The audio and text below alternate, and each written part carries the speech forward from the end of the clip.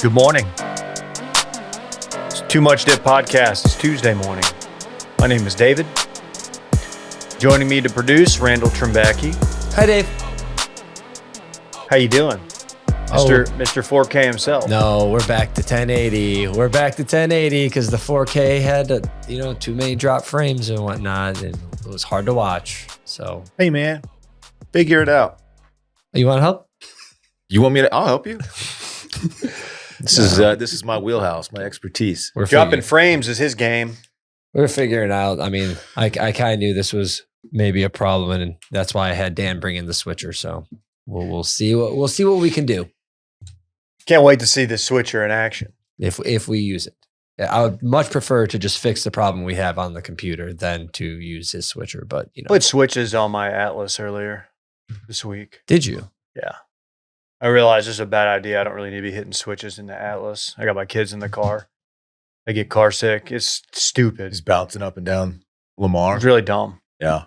Given the infrastructure in Austin, Texas, you don't really need switches to bounce around, because the roads all fucking suck. You How you got- going to sit sideways, though? Yeah. Yeah, it's a great point. You got some big ass subs in the back too, just blaring chicken wing, hot dog, and bologna. No, the subs are it's chicken teriyaki, actually. Asiago. There we go. Okay. Thank you. Look at Yeah, that. there we go. Here's I the couldn't party. think of any sub themselves. Thundercloud options on the Nah. fly. Nah, we're not.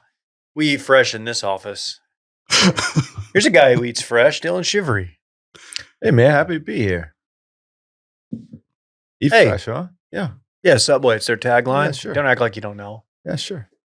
Very happy to be here, man. Yeah, we know. You can just kind of feel college football. Just it's within reachable distance almost. We got SEC media days going on right now.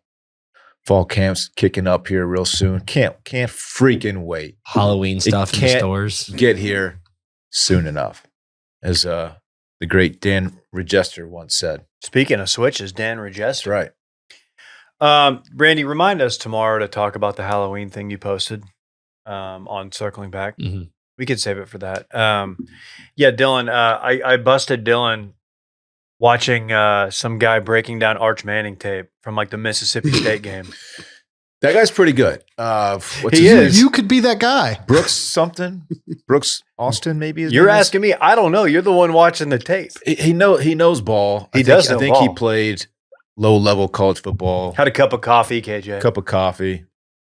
He's just Okay. really good at breaking down film, and I enjoy watching him, especially when he highlights my boy Arch. Yeah, I looked over and I'm like, what am I was like, it's one of those things where I could hear it and I wasn't like deciphering what was being said. And then I was like, wait, Dylan's watching somebody with no headphones. This guy's just breaking down game tape. Uses a lot of fun terminology that only football guys use too, and I just enjoy him. Was he looking at the all 22?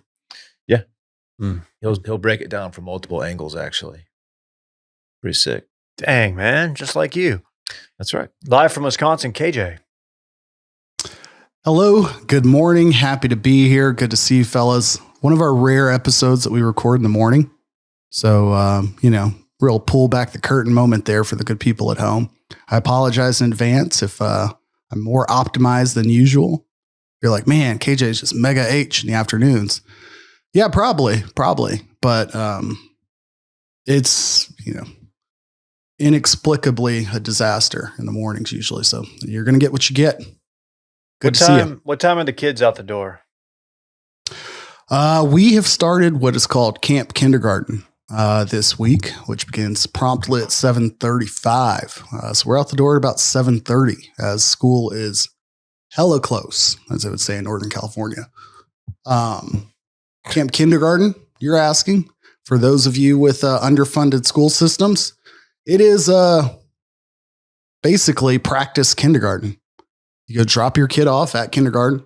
They go into their kindergarten class for about 2 or 3 hours. They hop on a bus, and that bus takes them to the destination of your choice, back to daycare, drop them off back at your house, whatever. It's glorious. $0.99 or 000 free 99.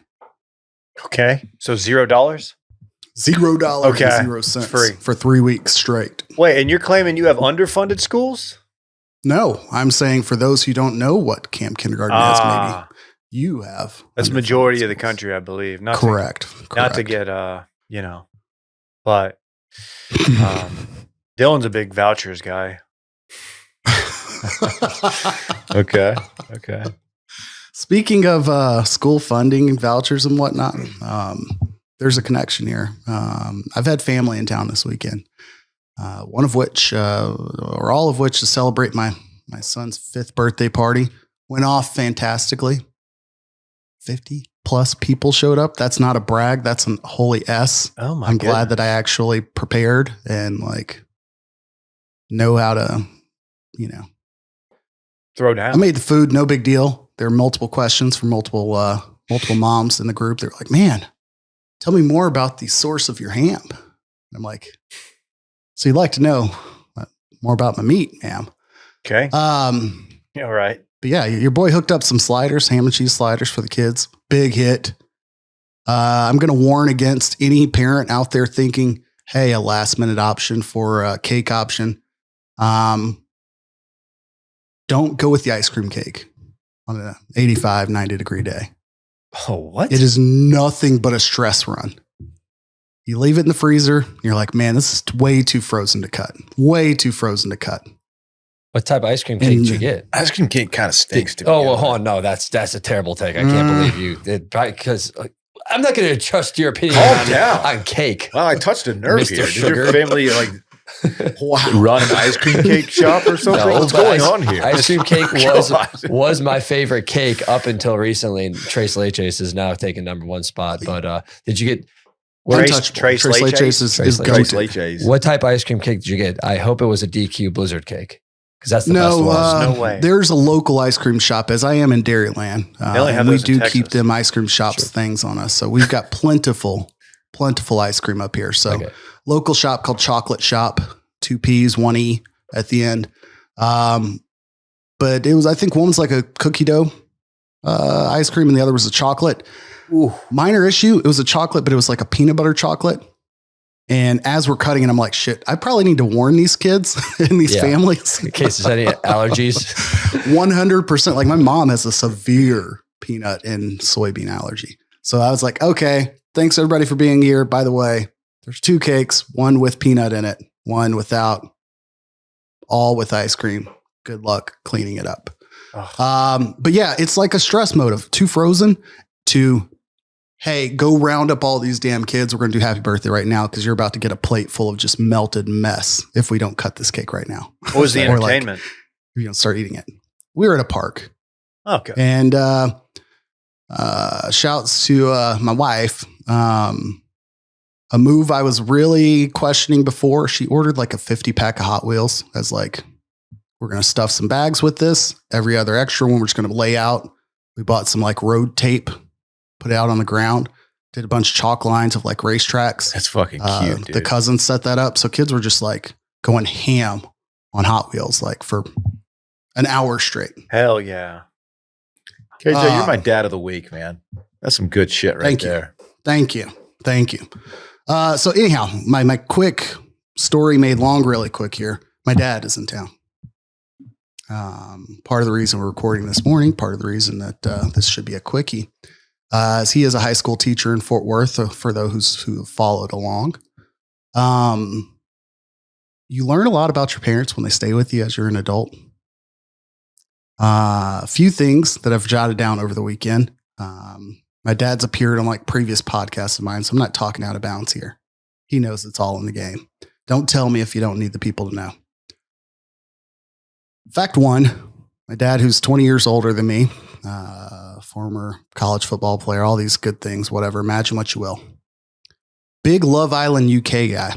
Oh, okay. Out of the blue, not Love Island US. How? Love Island UK. I don't know, man.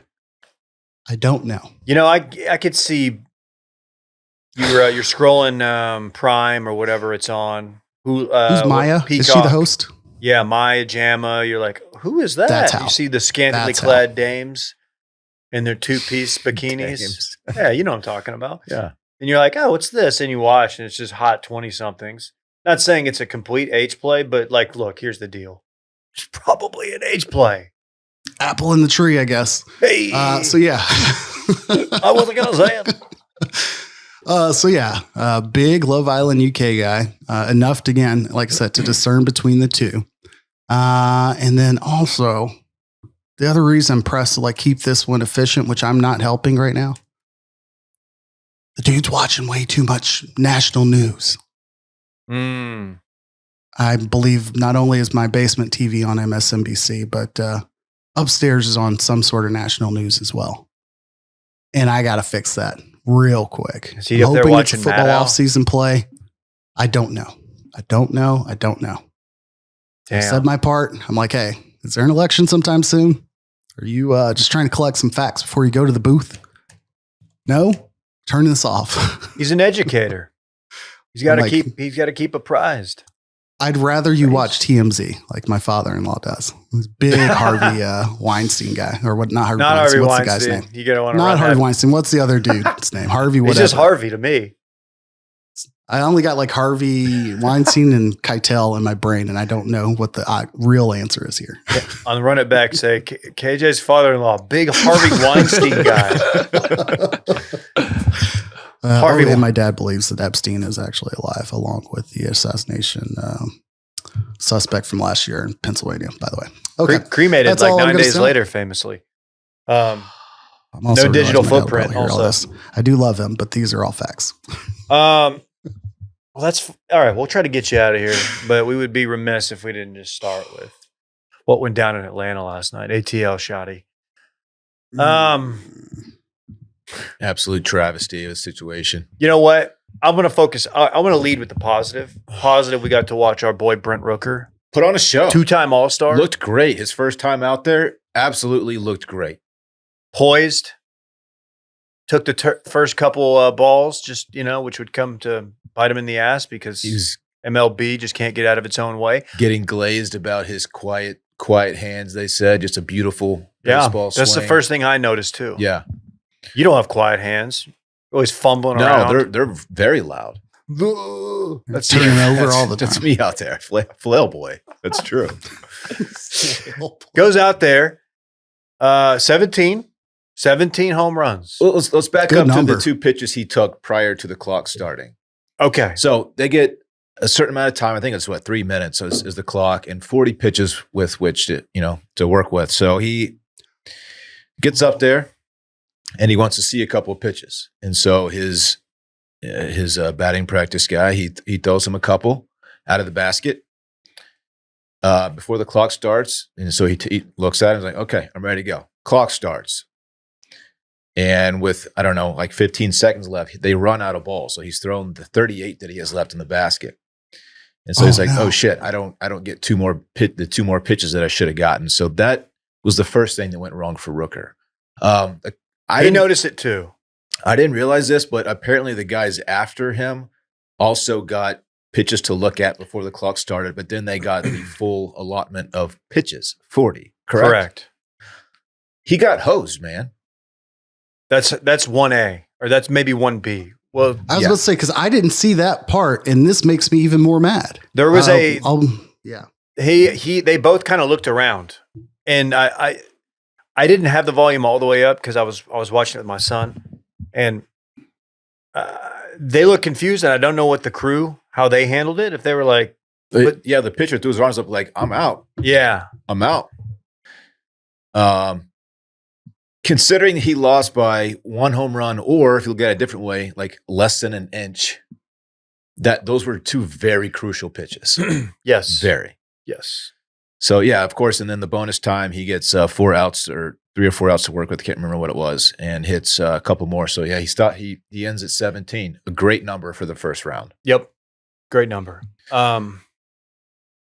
As he's That walking beat out off, sorry, as he's 4 or 5 dudes. Sorry, I didn't mean to interrupt. go ahead. But I want to make it clear, like that put him above the cut line comfortably, right? Or I guess at that point it wasn't well established, but that put him, he was as we know later on, ahead of like people that were projected to be mashers. And Rook went second, Yeah. and the first guy hit 16. Yeah. So it was immediately like, okay, He put up a great number. So also the tiebreaker rule is if you if you tie someone else in number of home runs in the first round, it goes down to the distance. Up on the board or whatever inside the stadium, it said 471. By the way, bomb. 471 for Rooker and then 471 for Cal Raleigh. They don't break Big it down number. by fractions of a foot. It's not what they do on the scoreboard. So he's like, okay, he's thinking like, all right, we're straight up, we're as tied as tied can get. 471 in length, 17 home runs each. You didn't find out until after the fact that they actually broke it down to by the way, how accurate is that? Is that whatever they used to measure? They said it these? goes Neil down. deGrasse Tyson would hate it. Yeah. I don't know how accurate that actually is to get such a precise distance. Well, and the crew, everybody thought there was going to be a swing off. Like there was going to be like and I think that's what the guys thought. And it was very strange, the whole thing, how it unfolded. And I don't think it was communicated very clearly to these guys. It obviously wasn't. Rooker was very confused, as he said, after the Derby had concluded. So Cal Raleigh advances and Big dumper. goes on to win the whole thing. Yeah. I think Rook won a lot of fans last night. Yeah. Not only because of his performance, how he handled it, but also as he's Okay. walking off after his. Did you see him? Whoever went after, Yes. he kind of gave him a heads up on the bonus ball. I He think. said, take the first red ball. It's hard to see. Yeah. And those you can take. So it's like it comes down to outs. So you have to swing in order to get an out. Yeah, good guy. And he's got the kids out there. He's feeding his baby daughter, which is just awesome to see. Yeah, he did win some people over last night, I thought. He did great. Unfortunate how it all shaked out. Cal Raleigh, stud, obviously 38 bombs at the All-Star break is unbelievable, as a catcher especially. And to do it as a switch hitter, I don't know if we've seen a switch hitter in the home run derby before. We might have, I just don't remember, but that was cool. He was hitting home runs from both sides of the plate. That dude's fun. Did To you do go- it with his dad pitching, his Yeah. brother Yep. catching was also His mega old man. cute. That was dope. It was kind of the one up on having a cute baby off to the side. Was having two family members participating with a little brother that's kind of a looker, kind of easy on the eyes if you're in that age bracket. I have no idea how young his brother is, so whatever. And I don't mean this in a weird way, but the kid's got a baby face. It was good for TV to have him out there. You want us to ask Rooker to get his number for you? Like, I'm talking about Cal Raleigh's little brother. I know. You might have some But connections. anyways, good looking dude. My point being, 15 years I'm old. glad that Rooker talked after. He did send out a tweet as well, congratulating Cal on the win, which I thought was nice. Because Cal made the comment, he's like, "Yeah, I'm not quite sure how that happened. Brent's probably going to kill me for that." And that was before he went on to win. So I think it was great that Cal did win. It would have sucked for him to get bumped and then Cal like fizz out at that point. Mhm. That would not have been good. Just a The couple only other ALS two- guys. Exactly. The only other two like quick notes on like my observation of it. One, you can't overstate how happy I was that we did like 10 seconds of baseball like 2 weeks ago. And I learned who Cal Raleigh was. He came out of nowhere. So then I was be watching fair. it with like some sort of form of understanding at that point. I'm like, oh, here's who's leading the majors in home runs. Great. And the AL MVP votes. That was nice. But then during, maybe it was his final round, maybe it was the semis, a lot of the home runs were going, I want to say, center right, where they were in Atlanta at the oddly named Chop House, I believe is their Jack Daniels TGI Fridays location. So you've got a restaurant with these sliding panel doors, which my fragile brain immediately is like, oh man, those are going to break. And then you see one bounce off, and of course that's not the case. Moment of the night, probably aside from the huge home runs from O'Neal Cruz, like hitting him legitimately out of the stadium, was somebody was inside the restaurant behind the glass, slid the door open right on time for the home run to go through, like into the restaurant, and he caught it. And it was real dope. And all of the guys around it also thought it was the most cool thing they saw, and they were like immediately celebrating how awesome that was. So that was pretty cool to see. There was a baby to the panel to the right of that. So again, my fragile brain was like, This could have got real bad. But, all around, that was a nice stadium. Brand new stadium in Atlanta. Shouts to them. Uncomfortable to watch the Chop live. I really enjoyed watching O'Neal Cruz. He just absolutely mashes. He set a record this year for the fastest recorded velo off the bat in the StatCast era at 122.9 miles per hour. So I knew that he was just going to hit bombs, and he hit one 513, which is just not human. Unbelievable. That guy's 6'7" shortstop. I don't know if he's exclusively playing shortstop or if they've moved him around a third or whatever at this point, but I mean, he's been a freak of nature since, coming onto the scene. So it's really cool to see that Pittsburgh has two megastars. It's kind of weird to see. I don't know if you saw like the cash earnings for the participants from last night. Byron Buxton from Minnesota's up there with like $15 million a year. Shouts to Brent Rooker, who recently got paid like at $12 million. Matt Olson from Atlanta's at like $22 million. O'Neal Cruz and whoever was in the finals along with Cal Raleigh. Campanero?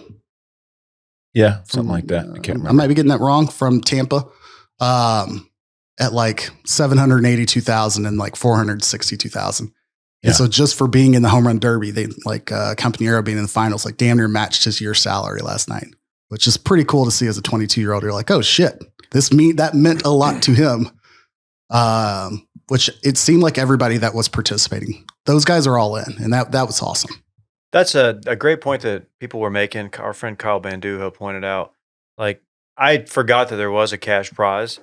And he's like, if you're going to have $1 million on the line and it's going to come down to like a centimeter or two or an inch, it's like, I don't know. It seems like you should probably have a more clear playoff in the event. Cause like ties happen. They're all bunched up, right? Like it's not crazy that there's going to be that opportunity there. I don't know if they just were like, we got to move this along for, TV purposes, ad purposes or whatever. There are a ton of commercials, by the way. All the interviews after the hit, like they would go and like do the split screen, but then just play the commercial. But yeah, if you're putting that kind of cash up there for these guys, like you got to have like a clear set of rules. Like they'll let them know like, hey, yeah, it's going to come down a distance and also like down to like the 10th or 100th of an inch. Based on what our little launch monitor says. I was getting a message on my T-Mobile cell phone. T-Mobile's actually the most loved provider in the United States. I felt like that was everything last night. It was Credit Karma and T-Mobile. It was crazy. And the overall like production of the home run derby, it started out so bad where it was like they were just figuring out like what to do with the cameras, because these guys, they don't wait until one's landed to keep going, because obviously there's a clock. So you're watching this camera that's like borderline bouncing, trying to follow these baseballs. And I'm watching it with my son, and he's like, Dad, what's happening? I was like, they're following the baseball. It's really not the best product, son. I'm so sorry. Am I an idiot and the Rangers have had theirs at the new stadium, or is that next year? Because if it's next year, because they will get an All-Star game, they built a new stadium. They've had two World Series. No, they had an All-Star game there. That's true. Okay, that's what I'm saying. If it's already passed and I just forgot last year it already happened, oh well. If it hasn't and it's coming up soon, I know they've had the one in the way back. Your boy was definitely there, like staying in the heat to get no card signed. Sandy Alomar Jr., I want to say, was a card I thought I was going to get signed. Definitely wasn't happening. I'm going to start my campaign for Parks being in the, how do we get Parks in one of those pink shirts? Dude, what do you call it? Is that shagging balls or whatever you call it for baseball? But I was thinking that last night. It'd be so fun if Parks, I don't know how these kids get to do stuff like that. There's one young lady out there was putting in work. She was catching deep fly balls, which is not easy to do. Did you see the kid who robbed a home run? It didn't matter because the guy fizzled out in his round, I think. I don't think it mattered. But one dude got robbed, like right at the home run line, right over the pad. And it was clearly over the line. Oh, I missed that. And the kid like really got gun shy after that. But then I think that same girl with braids, like was zooming around him, catching everything else after that. She was putting in work, man. Anyhow, good product. I didn't even know it was happening. And I was very happy to see it. I enjoyed it. Happy for Rooker to be on a stage like that. Unfortunate that he didn't get a better shot to takeout rally, but it was fun. Rhodes kept saying, "Is that our friend?" Because I told him like our buddy, the guy who signed your baseball. He met him. So yeah. he's like, "Is that our friend?" I was like, "It is." And then Wait, he just recognized him? no. Oh, I you told him. Okay. Yeah, he definitely didn't recognize him. No offense, Brent. But I was like trying to explain to him, like a kid who has a very loose grasp on baseball and the game and what it is and how it works. And then like, no, this isn't an actual game. He's like, Dad, who are the players? Why are there so many people in the outfield? Yeah. I'm like, well, here's the deal. They're just trying to. And I was like, am I just confusing him? This is not we're not playing a real baseball game. I was like, this has got to be a little bit tough for the 4-year-old mind to comprehend. We just focus on first plate, second plate, third plate, home. And I'm like, my son at the end of the night was like, I really got to learn the pitcher's mound because he's just been drilling what the bases are, the order and the direction. And of course, in T-ball, nobody gives a shit and mentions the pitcher's mound. He's like, what's that guy standing on? Yeah. He's like, oh, it's not really a pitcher's mound. It kind of is because it was like this weird rolled up situation. We had the same conversation about what the BP like, coaches were throwing off of last night. He's like, what is that? And I started to say a pitcher's mound. And I was like, fuck. But no, it's it not doesn't a even mound. look like it's exactly. You don't know what a mound is, but Yeah. it will be where the mound is, but it's actually moved up a little bit. And it's actually a platform. Why is there a screen shaped like an L out there? Or what? I was like, man, I might have just like made you like ruin baseball for you forever. Just know that they're hitting it real hard. That's all you need to understand. Mm-hmm. Just missile after missile. We got the Open Championship this weekend. Snuck up on us. It did. Royal Portrush, Northern Ireland. Last time it was there was 2019. Shane Lowry takes it home. Irishman. If you remember, it was a very, very cool scene when he took it. If you remember, that was the famous Rory, like all the pressure in the world to go play well, and he takes like a 9 off the first hole. Missed the cut by 1. One of those. And I'm curious what your KJ, I feel like when we were in Montana together, I know Jake and I, it was the weekend of the Open Championship, and we woke up very early. Some of us had not been to sleep at all, and we watched it. And I'm curious what your thoughts on viewing an Open Championship are, because a lot of people don't like the aesthetic. A lot of American fans don't like watching a cloudy, gray, possibly hopefully very windy and maybe rainy, fairways are brown situation, balls bouncing every which way. Where do you fit on that aesthetic take? I'd say aesthetically, maybe we're built different. I think it's usually a beautiful event. I think it's usually a well orchestrated event. Minus again, the fact that it snuck up on us. I don't know if it's a Ryder Cup year and made it early, but my brain had this kind of push more towards August. Doesn't matter. My gripe, unnecessary, is going to be every tweet that's like, can't wait to wake up or stay up and watch the Open Championship with a cup of coffee. Oh yeah. A lot of people cool try to flex, man. It's time zones, man. We get it. Everybody wants to out sicko people on Twitter. It's like, dude, I just didn't go to bed. I fucking took Adderall. I love golf so much. I haven't slept. Sleep. I didn't sleep at all. I've been on a fucking meth bender just to watch this shit. But I think it'll be a beautiful event. I mean that legitimately. I can't help but be obsessed with the year that Rory has had and like everything that this event could not mean. He's obviously proven his career as a legacy. I think that's protected. But like everything that this could do to define what this year looks like going into a Ryder Cup year, like Rory has the potential to have like the greatest sports moment of the year and the biggest like PR crash and burn of recent memory without any like illicit events tied to it that, that we've seen, I don't know, and ever. If he has another miss the cut, I don't know. I don't think he's going to blow off media on his home, not his home course, but you know what I mean? His home country. But if something doesn't go well, he gets in an argument with the rules official. Something stupid happens that like gets him off of his center and he doesn't perform well. the Ryder Cup conversation and pressure is going to only like amplify that. There's no question not whether or not he'll be there, obviously, because his ranking, he's Rory, all those things. It just was going to set up to be really ugly in New York if Rory doesn't just have like an average showing here with a lot of glad handing. This needs to be a very neutral or positive experience for him, because if not, Bethpage is going to be sick. Yeah, Rough. this being in Northern Ireland, obviously, like adds a lot of pressure to Rory to perform well. Yeah, you're right. If he's playing really well, it's going to be great. If he's not, he's just going to disappear and just pout around the course, and he's not going to say a word to the media, and it's just going to add so much more fuel to the crybaby fire that he's built for himself. It's I'm gonna be funny. I'm going to give Nobody's him a doing little it bit then. of benefit of the doubt. I think he knows. I think he's smart enough to know, because like 2019, he didn't handle it well, and I think despite everything, the way it's trending since the Masters, since he won the career Grand Slam and was like most fulfilling thing. Even though he's been on this weird slide of just kind of like, what's going on? He's kind of being a bitch.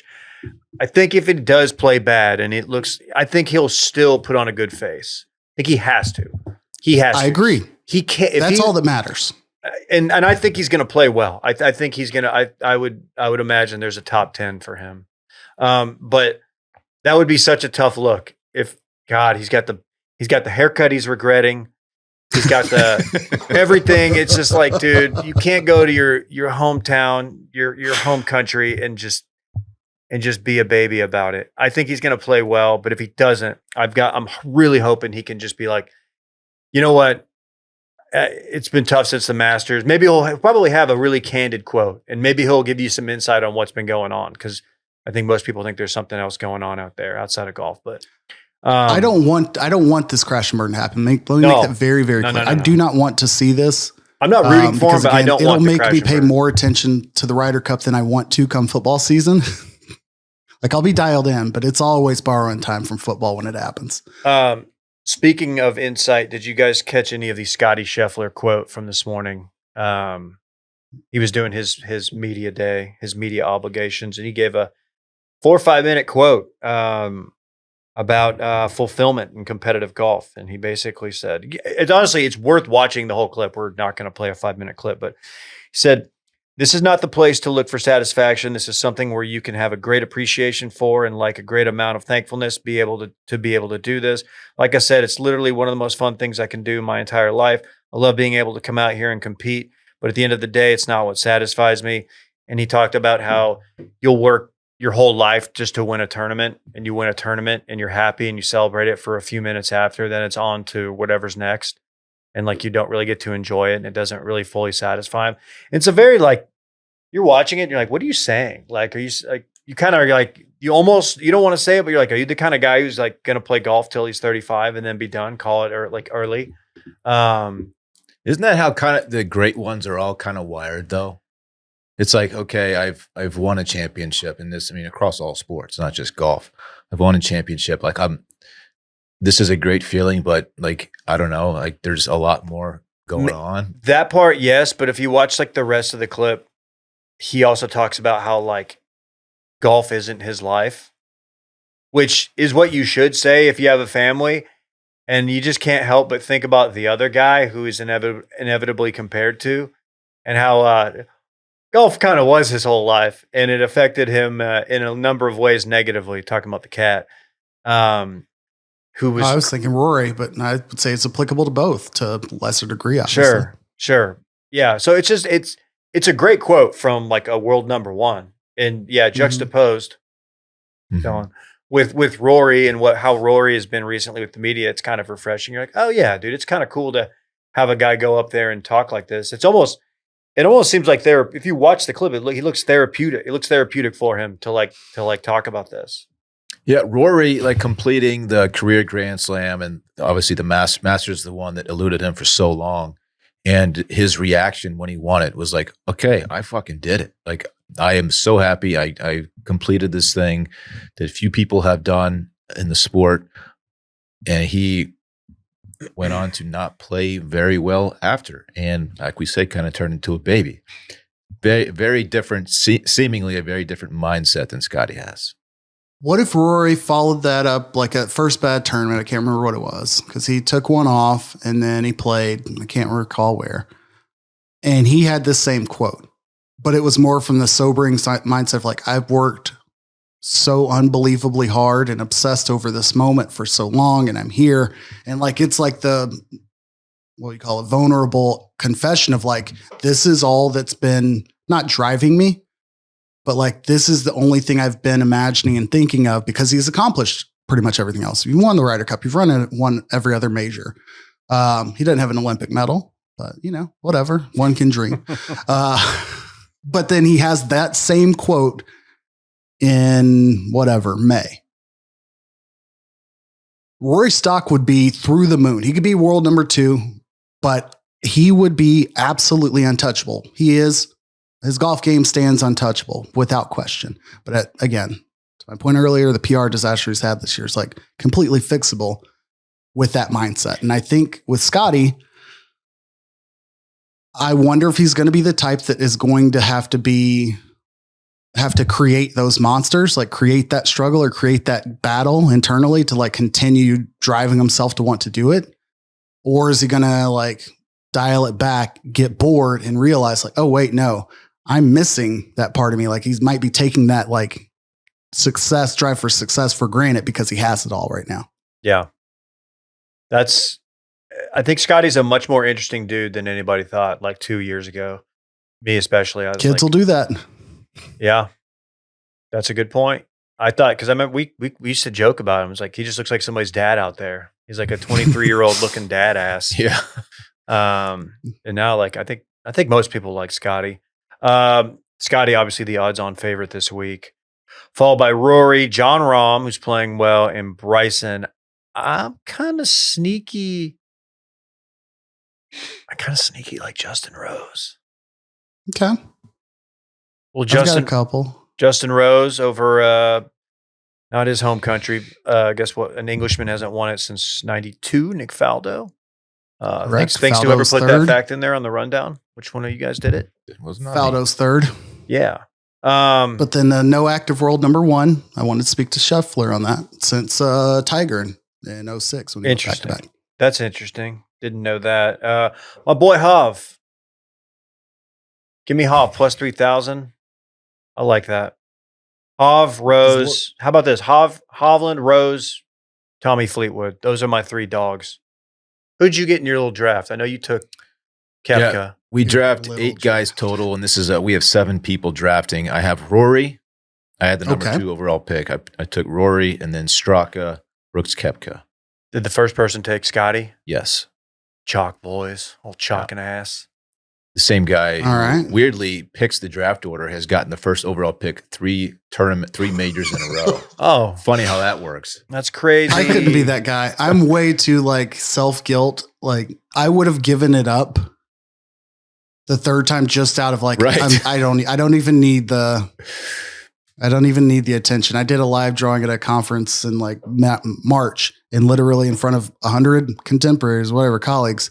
And I drew my own ticket. I'm like, my ticket's on the table, but I'm fairly sure 001 was mine because I set this shit up. We're going to keep drawing. That was a very uncomfortable situation. He 3 uses one of straight's too those, much, bro. like internet, just like list randomizer things. He does it one time, and that's like he's like, guys, I swear, I'm not rigging the system. Like, all right, man, we believe you. Huh. Just get lucky. Does he win? No, Okay. no. Okay. It's a I guess snake draft too. that's So true. That's the a first good point. pick, you give got to pick 9th, or I guess in this situation 8th the next time around. So Okay. You guys got anything else on the open?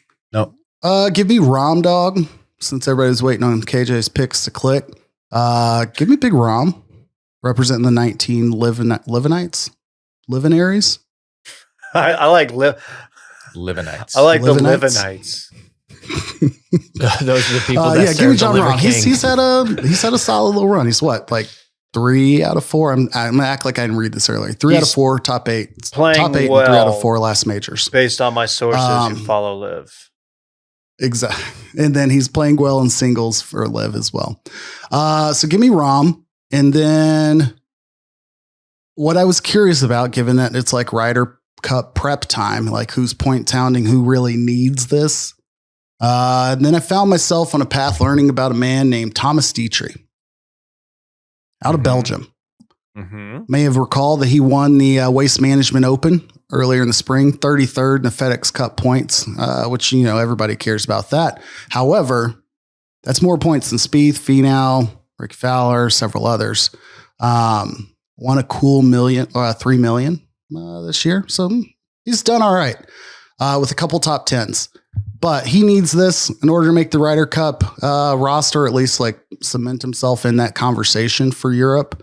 So yeah, give me University of Illinois alum Thomas Dietrich as my sneaky dog, Big along 10 with Rom Dog. KJ.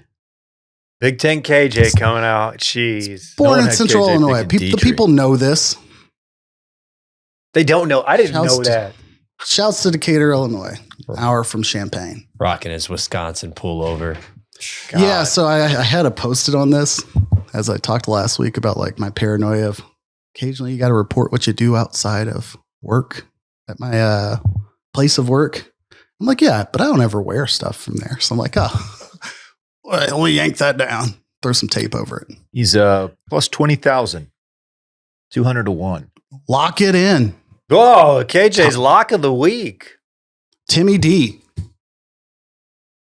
Good luck, KJ. Don't try to out Midwest Randy, by the way. You're not Now I'm going going to say to place or to show. I don't know. Randy, are your feet in the Midwest right now? Oh, he's not in Oklahoma. That's not Although true. No, he spends I'm in he Texas. spends sufficient enough time to maintain that claim. Somebody else in that office, who knows? Oh, Will? Oh, I don't know. Will goes back to Michigan quite a bit He's too. setting up a I really beef. have no claim here. We got a beef. Guys, you can't force focus. All you can do is control how you regulate your energy. That's why I love me some Magic Mind. KJ loves Magic Mind. We got a- Mhm. They reached out. They sent us a few shots. Not even a few boxes. Mm-hmm. And our fridge, if you looked in our fridge, I know you have. I took a Magic Mind about an hour ago. I took a Max. They recently hit us with the new Max. That's MAXX shot. That's got the boosted nootropics, adaptogens, antioxidants, vitamins, and 165 milligrams time-release caffeine. Only 4 grams of sugar. That's the one I'm rocking with. So if you've been listening to this show, which I'm sure you have, and you're like, damn, Dave is kind of locked in. He's extremely dialed. He's clearly controlling his energy. I'm on the Max. The Magic Mind Max. Magic Mind, man, they've been around with us for a while. We actually liked the product before they were even a sponsor of the show, and we're big fans. I've been doing the Max for like a week now, and it's part of my routine. I do it in lieu of coffee. I think you can pair it with your coffee, and it's fine. But it's got the L-theanine in it. It's got a bunch of other things in it that pair well. Helps you with it's a controlled energy. You're not going to drink it and get all jittery. You know, sometimes, Dylan, when you're drinking like a Jolt Cola or something like you often do, you get all like, ah. You don't get that with Magic Mind, do you? Right, of course. Not at all. Right now, you can get 60% off of our Magic Mind offer if you go to magicmind.com/dipmf, DIPMF, and DIP60 is the code. Use code DIP60. That's going to get you 60% off. So that'll get you 60% off your first subscription with that code at that link. And yeah, try the original formula, which I do like, and I do pair that with my coffee. It's only got 55 milligrams of caffeine. It helps you with the sharper mind, calm energy, helps you manage stress. And they even have the sleep formula, which I like too. I have not tried that one for a week. I haven't been on that one long enough, I think, to let it hit correctly. But we're starting that one. So I'm doing the whole deal, all 3, and enjoying it so far. Like I said, the original formula came out a while back, and I tried it just after seeing an Instagram post and liked it. And then they reached out to us, said, hey, we want to sponsor you. Send us some stuff. Sharper mind, calm energy, stress, resilience. We're big fans.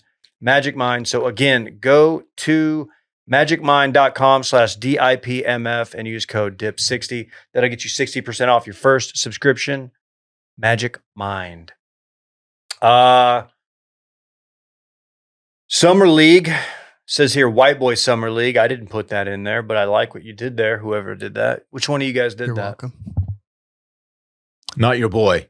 Yeah, you're probably not watching a lot of Summer League, are you? No. I will say, I watched the 2 Cooper Flag games. He's really good. He's really, really good. And I don't know what to say. I don't.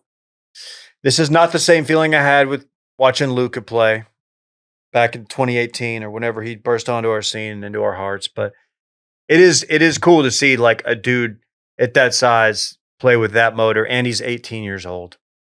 And like he's out there, he's actually going head up with Bronny. People are really making a big deal about that. Meanwhile, LeBron's playing golf. I don't know if y'all picked up on that. I've been What else are you gonna do in Vegas? Great point. You know what? That good for him. There's other ways you could spend your time in Vegas, and he's out there playing golf. But yeah, I'm watching a little summer league ball. KJ, I think you are too. Yeah, Chico Blanco Verano, if you will. I had to confirm that I had that right, but yeah, Blanco Verano, if you will. I'm all in on Cooper Flag. I think he's going to be a tremendous part of the grieving process and the ability to move on from all of the drama we've had as Mavs fans in the spring. I think that it's hard for me to square like the manufactured drama, like, oh man, nah, that's not a knock at you. Like, oh wow, he's playing against Bronny. Like Bronny, he's a 10th or whatever 11th guy on a roster. He's going to be on a bench in the games this fall next year. So I think that means something. I'm glad that game got competitive. It's hard to tell when Cooper Flag's playing around other guys who will not be on the team, on the active roster, like how much of his game is like shining because he has to carry the load, how much of his game is shining because he's just who he is. I love how aggressive he was in game 1. He didn't hit all of his shots. Cleaned it up in the second game, but that seemed to be the case for all of the stars in the summer league. Rough game 1 and a stronger game 2.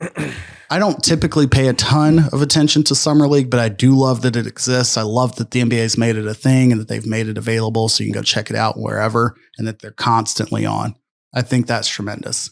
I forgot what a beating it is to have like a player of that caliber on your team who's 18 years old again. And when he does shoot the ball poorly, you make the mistake of like going on Twitter and just seeing people be like, bust. Yeah, I mean, like, look, I mean, I think he's going to be like a really good player, but we need to tap the brakes on Cooper Flag.